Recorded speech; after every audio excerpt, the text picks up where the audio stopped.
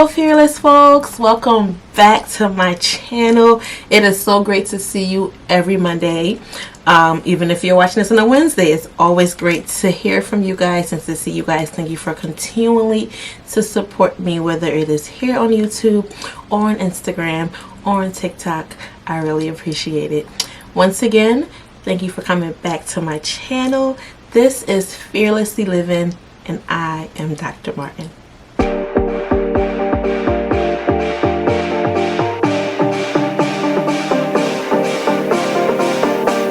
So it has been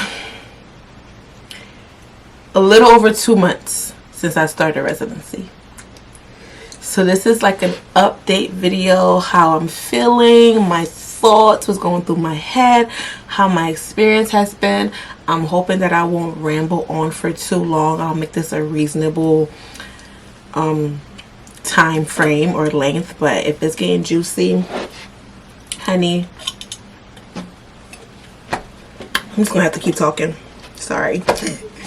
But so it has been 2 months, and first overall impression, if you saw my first video on I matched into a program, I'm so excited, yada yada yada. If you saw that video, the sentiments remain the same.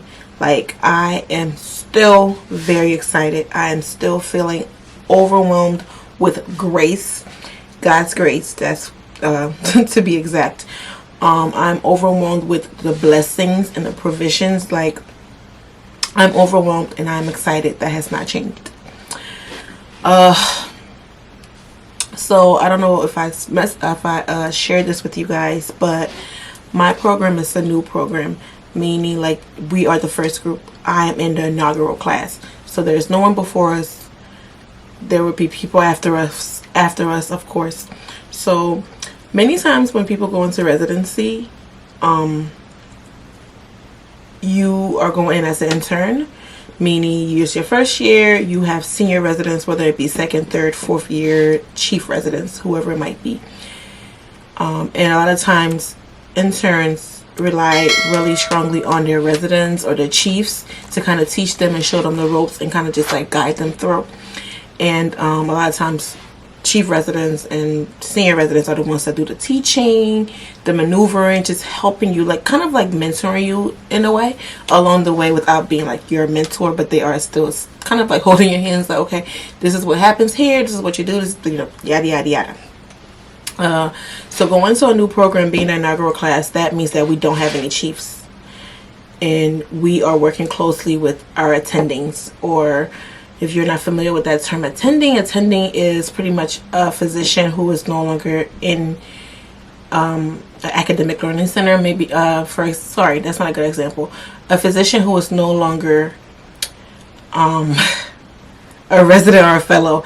Kind of, you're working on your own. You're a full-fledged physician. You're not working under somebody, or you don't have like somebody kind of like coasting you through. Like, you're making all of your decisions on your own. You're a full-fledged physician. So that's what it means to be an attending. So in a typical program, you have an intern, that's the first year. You have second year residents, third year residents, chief residents, if that program has it, and then you have an attending. So we just cut all that out, took all that away. And we're the intern, the resident, chief resident, and then we work with our attendings. I don't have previous experience with residency, of course, so I can't tell you like, oh, I prefer this or I prefer that. All I can tell you is my experience as a whole being in this program. So we work closely with our attendings. Like, it's literally like us and our attendings. This I love so much because, yes, it's great to work with a fellow resident, chief resident, whatever, but like, we're all learning and everyone's knowledge base is different and at a different level for sure. But attendings have like years and years and years and years and years of experience and knowledge, and it's just really cool to be, it's almost like going to the source. Like, instead of saying like, you know, oh, for example, if you want to ask for something, instead of saying like, I'm going to ask my sister, who's going to ask my mom, who's then going to talk to my dad, it's like I'm going right to my dad and I'm getting the information, I'm getting the learning, boom, like that. So that has been amazing. And The other thing too that I really appreciated is that I'm in an academic center now. It's now an academic center. I'm in an academic center now where everyone loves to teach. Like, people are volunteering to teach. People are volunteering their time. People are going above and beyond. We have attendants who will say, if you're overwhelmed, tell me you're overwhelmed. And it's not one of those like tricky things like, let me see how strong you are, or let me see if you're cut out for this job. It's really like, no, if you're overwhelmed, tell me you're overwhelmed so I can help you reduce your workload, or help you maneuver your workload, or just help you adjust or navigate this new life, you know. So they're really in this, like, I have felt so comfortable speaking to my attendings, my co-residents, faculty, whoever, nurses, other staff members, like, hey, this is a bit overwhelming. What do you think I should do? How can I maneuver this? What should be done differently? I have never at any moment felt like I can't say that, it's gonna sound stupid, or if I say that, somebody's gonna be like, why are you here? Did you go to medical school? Why are you asking that question? Like, none of that has happened. Everyone's like, oh, okay, good question. Oh, okay, yeah, that's easy, I can show you. Like, it has been amazing. It has been an amazing experience. My first couple of weeks were difficult only because of myself. I put a lot of pressure on myself, a lot of pressure.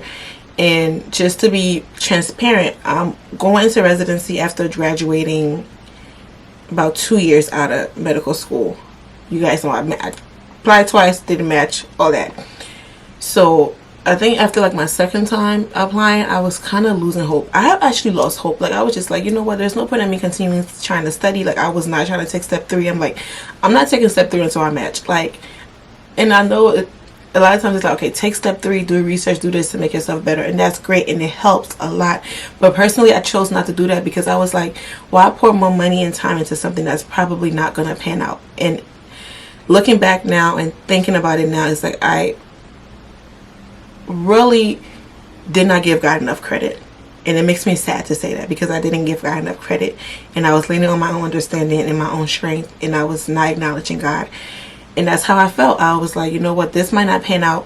Why put more time, more effort into this? And if what if it doesn't work out? I've wasted this more money, I've wasted more time. So I had just stopped studying. There was still a little bit of hope. Of course, I still applied, clearly. But I said that to say that my medical knowledge, like, it's really like, use it or lose it. Use it or lose it. Like, I went in and there were like things that I was like, I know what this is. Why is it not coming back to me? Because I haven't looked at it in so long. 2 years, like, come on. And there was one day where I came home and I was like, I had a medical student with me, so I'm their resident. I'm supposed to be like, know more and be teaching, but I feel like there were questions that my attending would ask me and the medical student would like answer it, and I was like, I don't know what that is. I know what that is, but I don't know how to answer that question. I am sorry.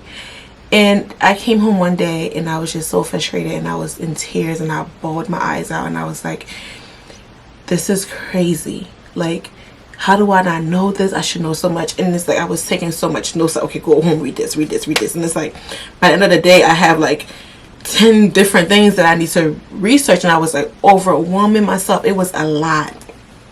And my faculty mentor told me something, and also another attending that I was with in my hematology oncology, he was like, he saw that I was like literally like writing everything down too, and he was like, you're going to get overwhelmed if you try to learn everything at once. He was like, what you should do is try to learn at least 2 things every day and just add up on that knowledge as you go. And that has been so helpful. Yes, I am definitely studying a bunch of stuff. So I've gone back to doing UWorld, my first day, reading, because I'm studying for step 3 now. So a lot of stuff is like coming back to me. I'm like, okay, cool. Another point is that I put God, or whatever it is that you believe, add faith into everything that you do. For me, I believe in my Lord and Savior Jesus Christ. And my prayer every day is like, Lord, remind me of things that I have seen before, studied before, and just grace, just carry me through. Like, give me that little just push me a little bit, give me that little step that I need to take to get through my day. And just, even if I don't remember, or even if I didn't learn it, Lord, grace, like, throw me a curveball, throw me something, throw me in there, like, you know, give me something, give me a hint. And it has been amazing, because there are times where they'll ask me a question and I would just blurt something out and it ends up being the right answer, and I'm like, where did that even come from? Holy Spirit, activate. Holy Spirit, activate. Activate. Real life. I'm not even lying. I'm not gonna kid you. And I have really taken my walk with God and just my relationship with God and just my life as a Christian, not just being a Christian by mouth, but really like inviting God into everything that I do. And that has been life changing and transforming for me. And it's my secret sauce. Like, if you have this little secret weapon and it's working, baby, you either add more ammunition and be ready, or you slack and you fumble and you just don't use what your gifts or your secret weapon or your tools. And I'm not doing that. So I've been loading up my secret sauce and my ammunition, and it's been going well. Of course, you have to put in the work, you have to study, you have to read, you have to show up on time, you have to be there for your patients, you have to be informed, you have to do the things that physicians are expected to do and things that you're expected to do as a resident, for sure. But it has been a smooth journey. It has been smooth sailing because the support system is incredible. The resources are incredible. Like, all of the residents are saying, they would say like, it's crazy how they would ask us like, is there anything that you guys need? Do you have any like questions, comment, anything that we could do differently? And we would say something, and then they would do it, and then we'll be like, they actually did it? Because I think a lot of times as humans, we just all our lives we're so used to disappointment, or used to people saying like, oh yeah, we're gonna do that, but then it's never done. So when people actually say something and do it, you're like, you did it for me? You listened to me? And that's like, we have been experiencing that a lot. Like, 2 examples, especially for me. We have coffee in the residence lounge. We're so spoiled, by the way. Like, we're spoiled, Ryan. We have like, our lounge is so nice. Maybe I'll do like a little tour of like the space, and you know, let you guys see. I might do that. I might do like a day in the life of a resident and kind of like let you guys see, you know, what it's like and what the space is like. And yeah, but it's so nice. And we didn't have like coffee creamer. They only had 1 flavor coffee creamer, and I was like, I talked to one of the nutrition guys, the people that work with like dietary that fill up, you know, the different lounges, and I was like, hey, you know, they have all these flavors in the physicians lounge. Can we get some in the residence lounge? Like, it's kind of a far walk. Spoiled, kind of a far walk, you know, like it would be nice to have some here. And then he was like, well, I don't know, you know, kind of saying like, you guys already have so much and blah blah, but you know, I'll see what I could do.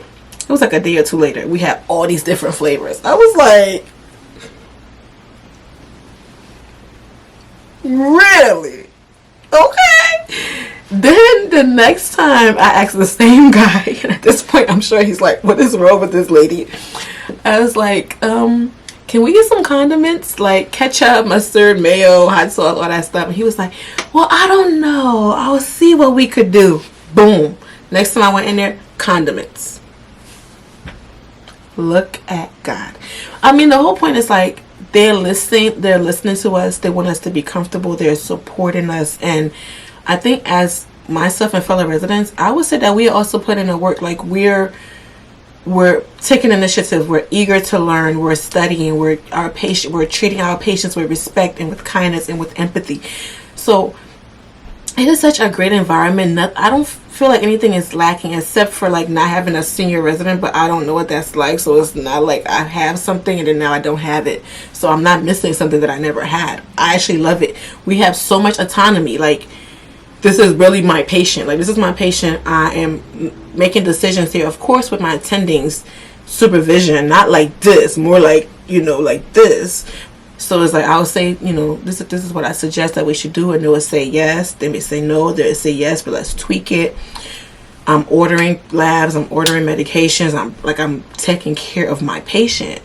And another great thing that I love is that we have pharmacists that round with us, and they are the bomb. Like, they round with us, and They literally will either like help us put in orders while we're around there on a patient, so we don't have to wait to get back to the computer like an hour or two later. Another thing that I really love about my program is that there is so much what is the term, oversight. Like there's so much, like somebody's always like, there are a bunch of people that are looking from afar. So when you do something, there's a bunch, everything goes to like systems where people have to approve and make sure it's right. So if harm is done to a patient, it has gone through many eyes, like a bunch of people miss it. So the likelihood of something being done that is not according to, you know, algorithm, or according to, you know, the studies, or it's just not according to how the clinical care should be, then it's like, it's really rare that happens. Almost never happens. Haven't seen it happen.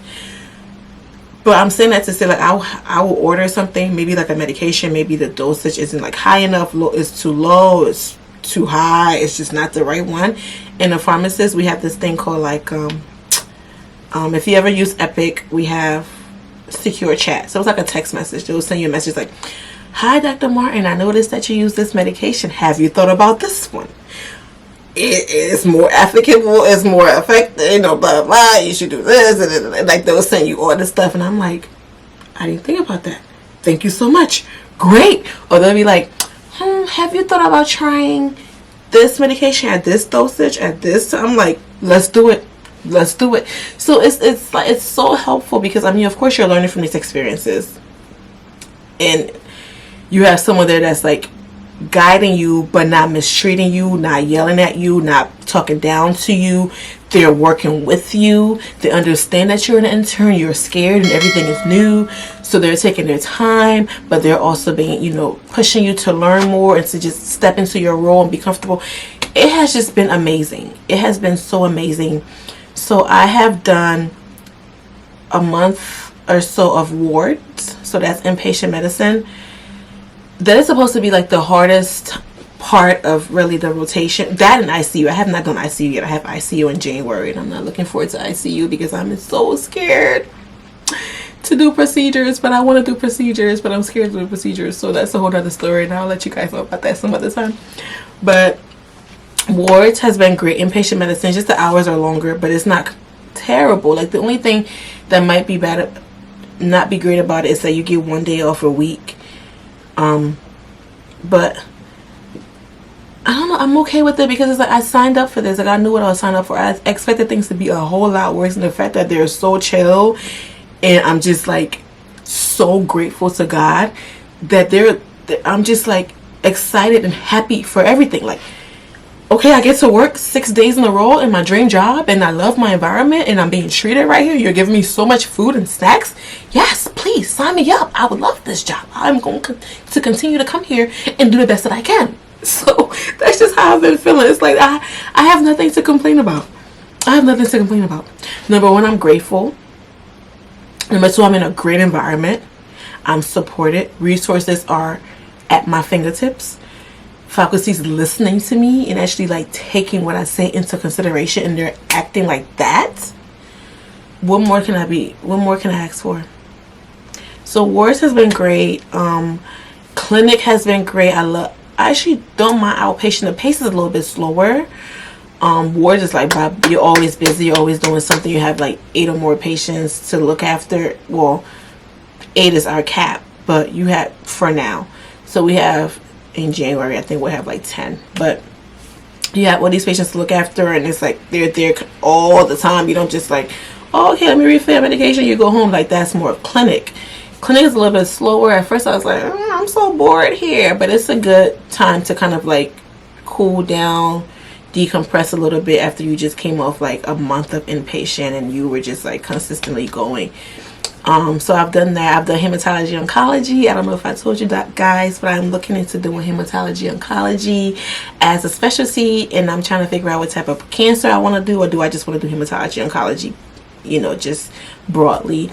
That was an amazing experience. Like, another thing about my hospital, I'm gonna keep bragging on my hospital, okay, because data bomb. I think every single doctor is a genius. Like, when they recruit, they were recruiting like top dogs. Like, everyone is so freaking smart. Like, they know everything about everything. Like, and maybe just because I just feel like, I don't know, maybe because I don't know enough right now that I feel like everyone is a genius. But I love that I feel like everyone is a genius. And they're so smart. Like, they will legit give you a lecture about one thing for an hour because like they know so much about their specialty, which you should. I mean, yeah, that's expected. But I just love the compassion. I love the enthusiasm.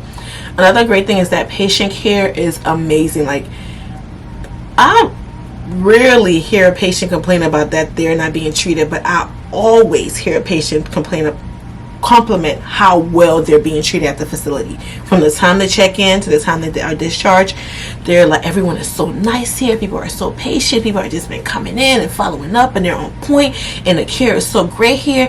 I've heard people say, doctor, I trust you with my life. And it wasn't like even like a splitting type thing where it's like, oh my god, you're so great, and talk bad about you. It was really like people that are of sound mind, and really like, it's with no type of psych issue or anything. They really were like, I feel so safe here, I feel so well taken care of, I trust you guys, and I literally, like, whatever decision that needs to be made, I trust that you will help me make the right decision. Or I trust that whatever decision that I do make with you, with my care, I trust that I would get the best care. You would tell me exactly what I need, and you would follow me along the way, and you would give me updates. Like, they have just been raving, and it feels so great to be in this environment where patient, like, when I was applying to residency, there was one program that I was like, God forbid I would work at McDonald's before I work here as a doctor. And I was, because you know why? That's not a hospital that I would want to get sick in. If I didn't want to work at any hospital where I don't feel safe being treated as a patient. This hospital, if I pass out, whatever doctor is taking care of me, I know it's going to be the bomb. I know it's going to give me the best care possible. You know, so it's just like, all around, my program is really a 20 out of 10. And it has been great. My 2 months has been amazing. A lot of learning. The learning, there's no curve. It's just like this learning spiral, just going up. Sorry, it's not spiral. Arrow. It's like this learning arrow, just like just going up, and it's been great. I've been loving it. I'm learning. I don't know how many times I've said it. I'm learning so much, and I'm having a great time. Food is literally, we get money every day for food, and sometimes I even go to the hospital when I'm not working to get dinner and lunch. I haven't really had to buy groceries. Like, my boyfriend's the one that's like ordering stuff on Walmart grocery cart thing all the time because he wants to do something. Like, oh, I need to feed you, and I'm like, I eat a lot at the hospital, I need to stop eating, you know. But like, yeah, it has been a blessing. And to think that I doubted God, or that I was giving up, or that I felt like, you know, it's not working out, looking back now, I'm so sad to say that I didn't trust God enough. And that has been a life lesson, because I know that whatever it is that I go through, He got me. God got me. And that's the best person to have in charge of your life, and to know that God got me, so I'm going to be okay. And I've just been praying for strength and direction. Like the other day, I was doing View World, and I read about Wallenberg syndrome. And I'm doing neurology right now. I have 1 more week of neurology. I go into the hospital the next day. First patient, Wallenberg syndrome. Tell me God's not real. I know y'all gonna be like, it's a coincidence, things happen. Baby, that's direction. That's the Holy Spirit guiding me. And I'm like, Lord, I surrender. Like, drive this ship. Like, I'm just gonna kick back, do what I need to do. Of course, I still need to study and, you know, implement the things that I know. But knowing that God got me, I'm chilling. All that stressing, all that, like, I'm not doing that. I'm done with that. That's dead.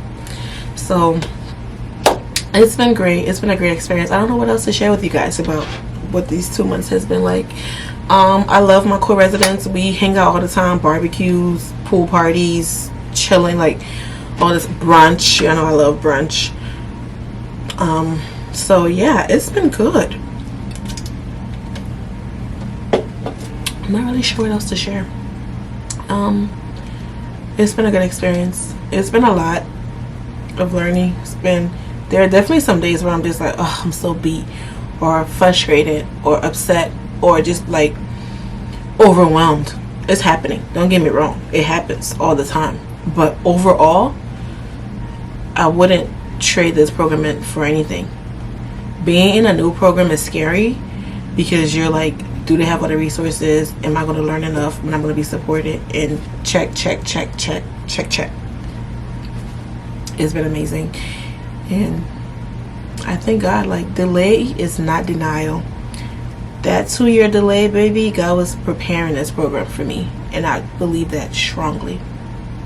So I should have taken that time to study and keep my head in my books. The thing that I didn't do properly was prepare for what I was praying for and hoping for, and that's not something that I want to do ever again. So you pray for something, you need to be prepared for it, because if I would have been studying these past 2 years, I would have been on it. But we only can face our front and move forward with those lessons learned in the back of our head. So thank you for coming to my TED Talk. If you have any questions, concerns, comments, like, leave them in the comment section. I'm gonna get back to you as soon as I can. I'm gonna check my email as well. I haven't checked that in a long time. I apologize. Yeah, so I guess I'll see you guys in the next video. These are fun. I'm gonna try to do more videos so that will be helpful to you guys. I know match season is coming up again, so I might do a video, kind of encouraging you around that and what to do, what my strategy was. My strategy really wasn't a strategy. It kind of was a strategy, but not a real strategy. It was just God's grace. But yeah, I'll definitely give you all some tips and tricks and things that I did. Thank you so much for coming to my channel. I appreciate it. I cannot say that enough. For coming here and literally watching me talk about all kinds of stuff nonstop, just rambling on. Like, I love that. I appreciate that. Keep up with me though. Follow me on Instagram, on TikTok, and here on YouTube. And as always, I forgot to say, I'm wearing these earrings from Blohdi. These earrings are called Cassava, and they are one of my favorites. All of my earrings are my favorites, of course, but these are one of my favorites. I'm going to link it down below so you too can have a pair. And don't forget to use the code YouTube10 to get 10% off your first order. Once again, thank you for coming to my channel. You have been watching Fearlessly Living with Doc Martin, and I am Dr. Martin. I will see you in the next video. Thank you so much for stopping by. Bye.